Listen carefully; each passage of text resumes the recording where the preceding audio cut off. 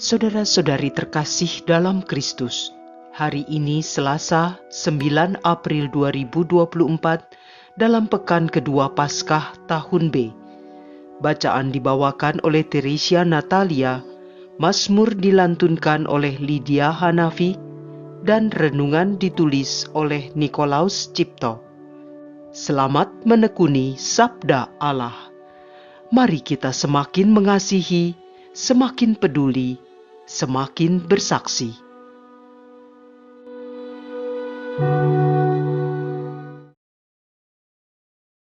Dalam nama Bapa dan Putra dan Roh Kudus. Amin.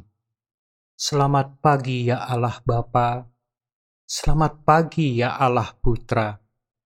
Selamat pagi ya Allah Roh Kudus. Dengan penuh semangat, pada pagi hari ini, kami bangun dengan perasaan segar, dan kami menyadari bahwa ini dapat terjadi karena sejak semalam, Engkau menyampaikan anugerah perlindungan, sehingga kami dapat bangun pada pagi ini.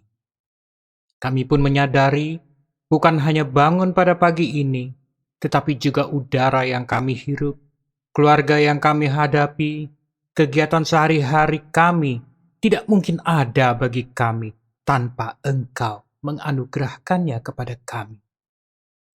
Kami bersyukur ya Tuhan, kami sangat bersyukur.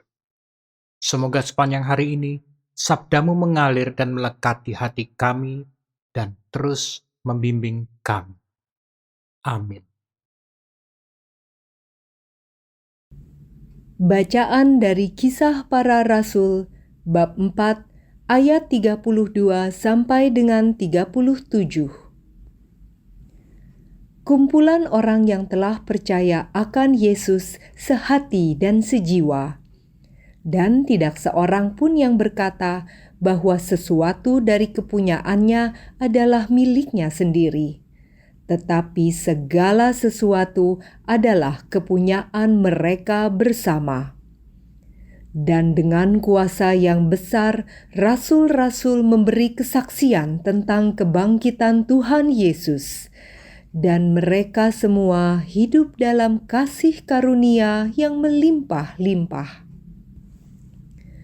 Di antara mereka tidak ada seorang pun yang berkekurangan, karena semua orang yang mempunyai tanah atau rumah menjual kepunyaannya itu, dan hasil penjualan itu mereka bawa dan mereka letakkan di depan kaki rasul-rasul, lalu dibagi-bagikan kepada setiap orang sesuai dengan keperluannya. Demikian pula dengan Yusuf, yang oleh rasul-rasul disebut Barnabas, yang artinya anak penghiburan, seorang Lewi dari Siprus. Ia menjual ladang miliknya, lalu membawa uangnya itu dan meletakkannya di depan kaki rasul-rasul. Demikianlah sabda Tuhan.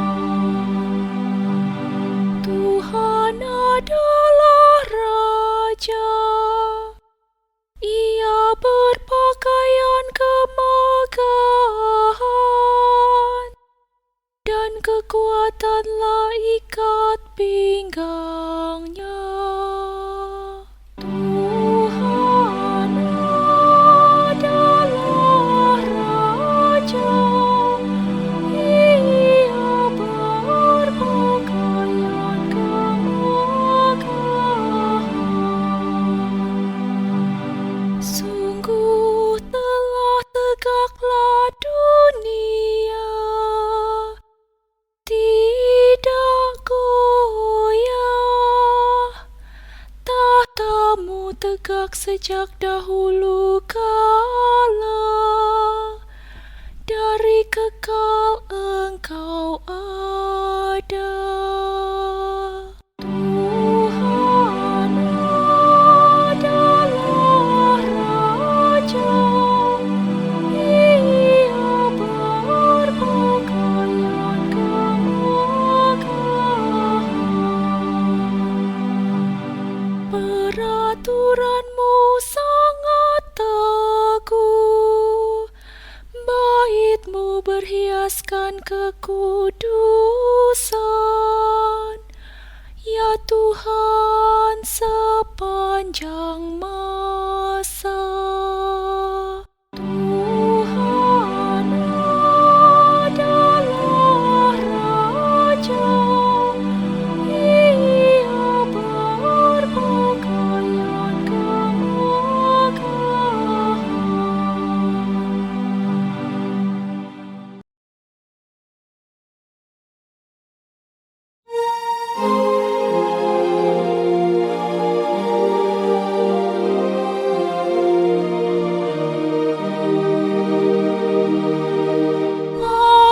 Haleluya, haleluya, haleluya. Anak manusia harus ditinggikan, supaya setiap orang yang percaya kepadanya beroleh hidup yang kekal. Haleluya, haleluya, haleluya.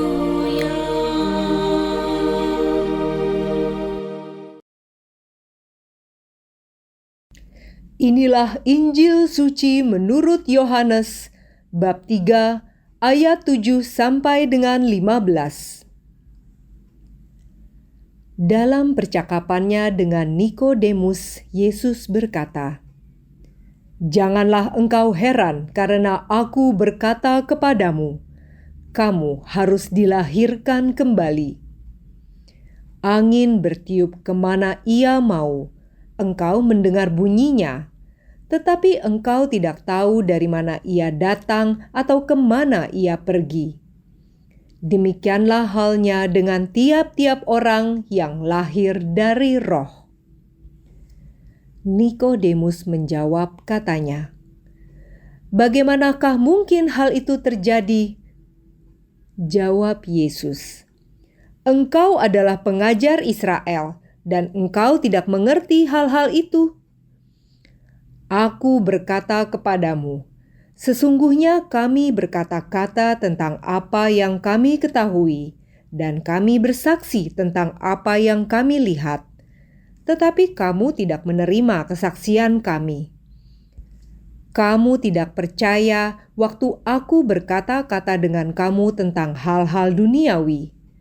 Bagaimana kamu akan percaya kalau aku berkata-kata dengan kamu tentang hal-hal surgawi? Tidak ada seorang pun yang telah naik ke surga selain Dia yang telah turun dari surga, yaitu Anak Manusia.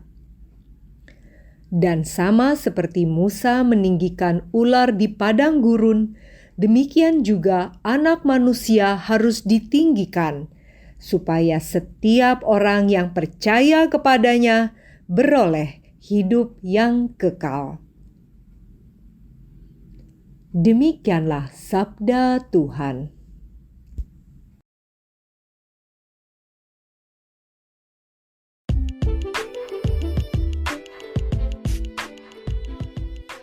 Makna manusia baru untuk gereja. Renungan dibawakan oleh Nikolaus Cipto.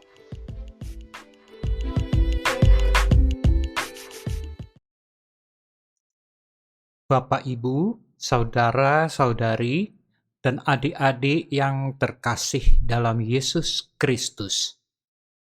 Gereja yang kita kenal sekarang adalah komunitas jemaat atau umat yang percaya dan beriman kepada Yesus Kristus. Tentunya cukup menarik untuk mengetahui bagaimana perkembangan komunitas gereja Katolik sejak awalnya hingga menjadi seperti gereja Katolik yang kita rasakan dan kita lihat saat ini. Semua berawal dari jemaat perdana seperti yang diperlihatkan kutipan Kisah Para Rasul.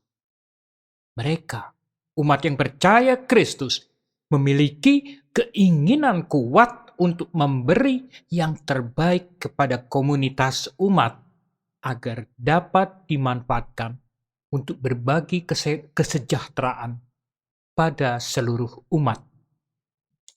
Pada jemaat perdana ini, perlambang ini nampak melalui harta kekayaan yang dimiliki mereka yang berkelebihan. Harta kekayaannya dijual dan disumbangkan melalui para rasul. Jika ini diterjemahkan secara realistis pada zaman sekarang, kira-kira ini sama dengan memberikan yang terbaik yang ada pada diri kita untuk Yesus.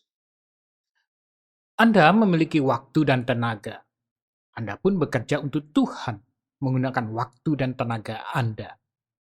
Anda memiliki karunia keterampilan. Anda pun menggunakan keterampilan Anda untuk Tuhan. Anda memiliki kemampuan di bidang administrasi, manajemen, pendidikan, pengetahuan tentang firman Allah, dan lain-lain. Anda pun menggunakannya untuk Tuhan. Dan hasilnya, semua umat hidup dengan tenang dan sejahtera. Walaupun mungkin ada ketidaksempurnaan di berbagai bidang, itulah keadaan ideal yang diharapkan semua orang pada masa sekarang. Bapak, Ibu, saudara-saudari, dan adik-adik yang terkasih dalam Yesus Kristus. Komunitas yang sekuat itu tentunya tidak mungkin terbentuk secara mudah tanpa dasar yang kokoh dan tujuan yang pasti. Artinya, ada alasan pendorong mengapa jemaat yang berkelebihan mau saling isi-mengisi dengan yang kekurangan dengan cara membagikan kelebihannya kepada yang lain.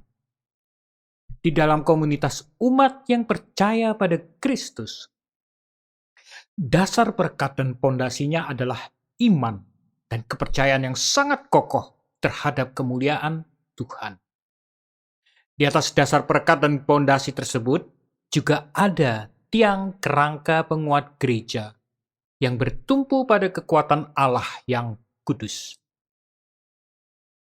Dan dengan dasar yang kokoh, teguh, dan kudus tersebut, berdirilah gereja umat yang bertahan sampai sekarang dan akan terus bertahan. Bapak, Ibu, saudara-saudari, dan adik-adik yang terkasih dalam Yesus Kristus. Setelah melihat hal ini, timbullah beberapa persoalan. Ada dua yang paling menyolok. Yang pertama, bagaimana caranya komunitas ini berjalan terus-menerus?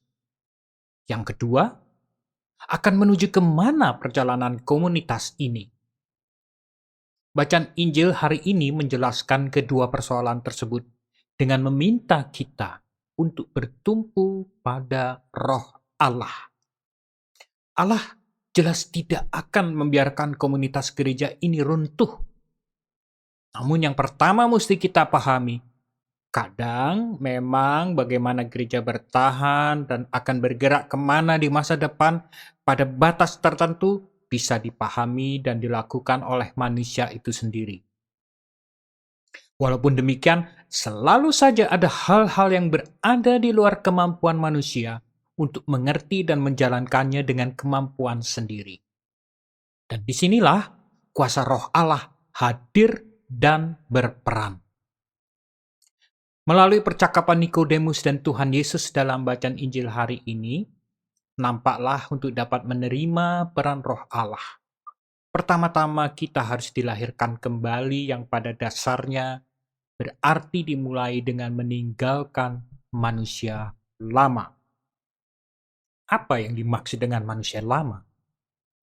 Manusia lama adalah manusia yang lebih memikirkan kepentingan duniawi dan kepentingan diri sendiri melebihi kepentingan orang lain, atau dengan kata lain, nafsu, ambisi, dan kefasikan adalah segalanya.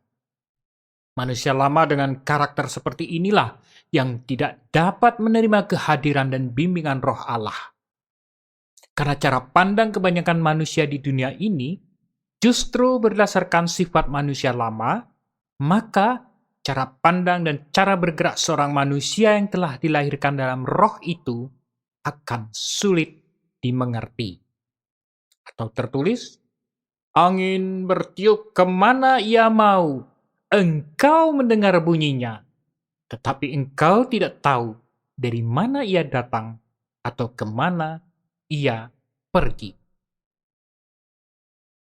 Bapak, Ibu, saudara-saudari, dan adik-adik yang terkasih dalam Yesus Kristus, selain ikut menjelaskan bagaimana terbentuknya komunitas jemaat yang kokoh, teguh, dan kudus, bacaan Injil hari ini juga menjelaskan untuk apa semua itu harus kita jalani, yaitu terdapat dalam kata-kata, supaya setiap orang yang percaya kepadanya beroleh hidup yang kekal.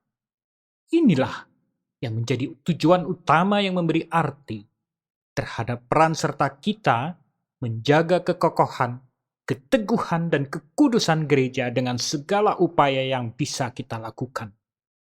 Semua itu hanyalah demi kemuliaan Tuhan yang lebih besar. Ad Maiorem Dei Gloriam. Marilah berdoa.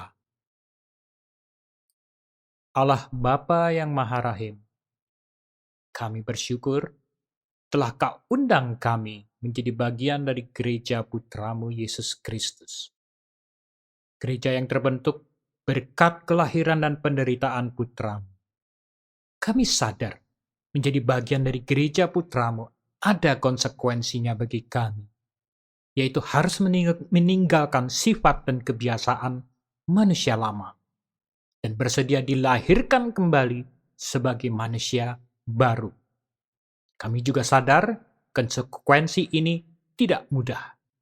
Oleh karena itu ya Tuhan, anugerahilah kami dengan kekuatan, kekokohan, keteguhan, dan kekudusan yang cukup bagi kami untuk dilahirkan kembali sebagai manusia baru, demi Kristus, Tuhan dan Penebus kami.